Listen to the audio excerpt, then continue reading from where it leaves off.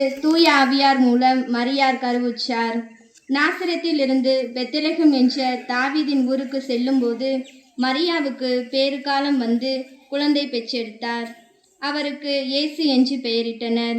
விண்மீன் வழிகாட்ட யானைகள் இயேசுவை பொன், தூபம் மற்றும் வெள்ளை போலத்துடன் வந்து வணங்கினர். இதன் பின் ஏரோது மன்னன் குழந்தையை கொல்ல துடித்ததால் அங்கிருந்து குழந்தையை தூக்கி கொண்டு எகிப்துக்கு சென்றனர். அதன் பின் நூற்றாண்டு முதலில் மேற்கிந்திய கிறிஸ்தவர்களால் கொண்டாடப்பட்டது.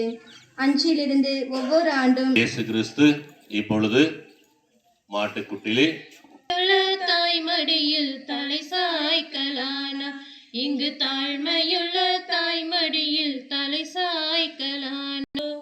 ஆராரோ ஆராரோ ஆரிராரோ, தூங்கு தூங்கு தேவமைந்தனார்.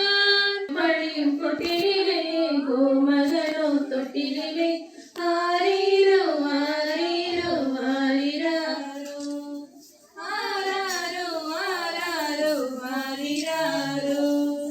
தூங்கு தூங்கு பாலானி, தூங்கு தூங்கு பாலானி.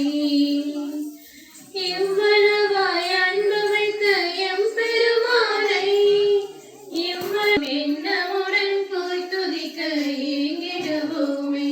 நாம் எண்ணமுடன் போய் திருப்பணியும் கொட்டிலே கோமகனும் தொட்டிலே. தூங்கு பாலானி, தூங்கு தூங்கு பாலானி. பெத்தலையில்